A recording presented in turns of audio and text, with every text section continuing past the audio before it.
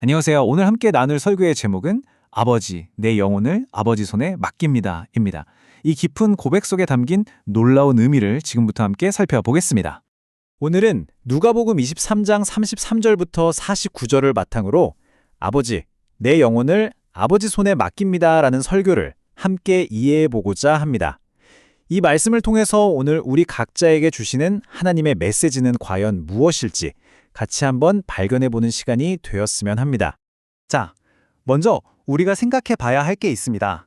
바로 십자가 사건을 바라보는 두 가지의 전혀 다른 시선이 있다는 건데요. 이게 오늘 설교를 이해하는 데 아주 중요한 출발점이 됩니다. 이게 참 흥미로운 지점인데요. 마태복음과 누가복음이 같은 십자가 사건을 다루면서도 초점이 좀 달라요.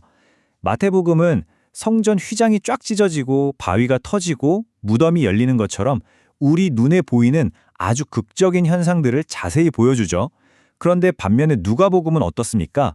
용서의 기도, 낙원의 약속, 아버지를 향한 영혼의 의탁, 전부 눈에 보이지 않는 영적인 세계에서 일어난 일들에 집중하고 있다는 걸 알 수 있습니다.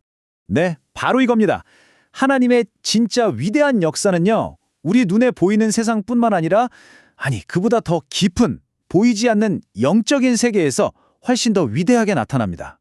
그래서 오늘의 설교에서는 바로 이 보이지 않는 세계에서 도대체 무슨 일이 일어났는지 거기에 초점을 맞춰서 말씀을 깊이 있게 들여다보려고 합니다. 그럼 지금부터 십자가 위에서 선포된 세 가지의 위대한 영적인 말씀, 그 의미를 하나씩 자세히 살펴볼 텐데요.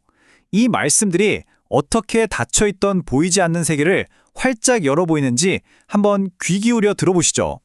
첫 번째 말씀은 정말 믿기 힘든 용서의 기도입니다. 생각해보세요. 그 끔찍한 고통 속에서 자기를 못 받고 있는 사람들을 향해 저주가 아니라 용서를 구하셨다는 겁니다. 근데 이 기도의 스케일이 정말 어마어마합니다. 오늘의 설교에서는 바로 이 점을 강조하는데요. 이 기도는 그냥 그 자리에 있던 로마 병사나 유대인들만을 위한 게 아니었다는 거죠. 아담 이래로 죄 가운데서 자기가 뭘 하는지도 모르고 살아왔던 바로 우리, 모든 인류를 향한 용서의 선포였던 겁니다. 두 번째는 회개한 강도에게 주신 약속의 말씀이죠. 정말 죽음의 문턱, 그 마지막 순간에 한 영혼이 구원의 확신을 얻는 정말 드라마틱한 장면입니다. 여기서 낙원이라는 말, 이게 그냥 좋은 곳, 이런 단순한 의미가 아닙니다. 이건 선언이에요. 육체의 죽음이 모든 것의 끝이 아니라는 선언. 그리고 믿는 사람에게는 예수님과 영원히 함께할 완전히 새로운 세계가 준비되어 있다는 놀라운 소망의 메시지인 거죠. 그리고 마침내 마지막 숨을 거두시기 바로 직전의 고백입니다.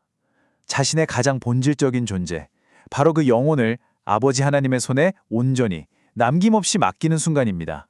이 마지막 기도는요, 그야말로 믿음의 정점, 믿음의 완성이 무엇인지를 보여줍니다.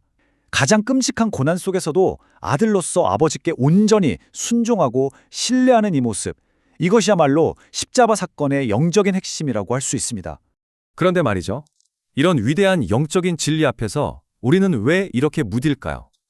왜 우리의 마음은 이 진리를 쉽게 받아들이지 못하고 자꾸만 굳어버리는 걸까요? 이 질문에 대해서 오늘 설교에서는 정말 인상적인 비유를 하나 들어 설명합니다. 바로 설교자 본인의 아주 개인적인 경험담에서 나온 이야기예요. 설교자께서 최근에 치통을 아주 심하게 앓으셨대요. 그래서 음식을 제대로 씹지를 못했던 거죠. 그 결과 어떻게 됐을까요? 소화가 안 되니까 변이 정말 돌처럼 딱딱하게 굳어서 엄청난 고통을 겪으셨다고 합니다. 근데 이 경험을 통해서 우리의 영적인 상태를 비유하는 거예요. 우리가 하나님의 말씀을 제대로 꼭꼭 씹어서 소화하지 못할 때 우리의 보이지 않는 마음 역시 이처럼 딱딱하게 굳어버려서 어떤 영적인 진리도 받아들이지 못하는 상태가 된다는 거죠. 참 와닿는 비유 아닌가요? 그렇다면 예수님의 그 마지막 기도는 어떻게 보이지 않는 세계에서 그토록 위대한 승리를 가져올 수 있었을까요? 그 영적인 작동 원리를 한번 들여다보겠습니다. 성경은 죽음을 그냥 생물학적인 현상으로만 보지 않습니다. 히브리서 2장 14절을 보면 아주 명확하게 밝히고 있죠. 죽음의 배후에는 영적인 실체가 있는데 그게 바로 죽음의 세력을 잡은 자, 곧 악마라는 겁니다. 자, 승리의 과정은 이렇습니다. 먼저 예수님께서 아들로서 아버지께 내 영혼을 맡깁니다 라고 완전히 순종하셨습니다. 바로 그 순종에 하나님께서 응답하셔서 죽음의 권세 그 자체를 박살내셨습니다. 그리고 이것이 바로 죽음의 실체인 악마의 세력을 꺾으시고 우리를 구원하신 위대한 승리가 된 것입니다. 이 죽음의 멸망이라는 개념은요, 사실 신구약 성경 전체를 꿰뚫는 복음의 핵심 중의 핵심입니다. 몇 가지 성경 구절을 통해 한번 확인해 보시죠. 보세요. 구약의 이사야서에서 하나님이 언젠가 사망을 영원히 멸하실 거라고 예언하셨어요. 그리고 신약에 와서 고린도전서와 히브리서는 예수 그리스도의 죽음과 부활을 통해 바로 그 예언이 성취되었다고 선포합니다. 우리의 마지막 원수인 사망이 마침내 정복된 겁니다. 자, 여기서 정말 중요한 점이 나옵니다. 죽음이 멸망했다는 게 도대체 무슨 뜻일까요? 그건 바로 죽음이 더 이상 우리의 끝이 아니라는 의미입니다. 그렇기 때문에 이것은 모든 사람이 다시 살아나서, 즉 부활해서 살아계신 하나님 앞에 서게 된다는 아주 실질적인 소망으로 이어지는 겁니다. 지금까지 나눈 이 모든 말씀은요, 그냥 오래된 옛날 이야기가 아닙니다. 바로 오늘 이 설교를 듣고 있는 당신을 향한 살아있는 하나님의 초대입니다. 다시 한번 강조하지만 십자가의 구원은 우리의 육체적인 고통을 없애주는 그런 차원의 구원이 아닙니다. 그보다 훨씬 더 근본적인 것, 바로 우리의 가장 본질적인 존재인 영혼을 죽음의 권세로부터 완전히 해방시키는 영적인 구원인 거죠. 이제 당신에게 묻고 싶습니다. 오늘 이 설교를 들은 당신의 마음은 지금 어디를 향하고 있나요? 여전히 눈에 보이는 세상의 것들을 갈망하고 있습니까? 아니면 보이지 않는 영원한 세계를 바라보고 있습니까?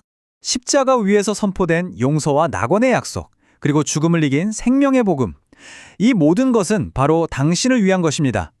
이제 그 굳어진 마음을 열고 당신을 위해 예비된 이 영원한 생명을 선물로 받으시기를 간절히 바랍니다.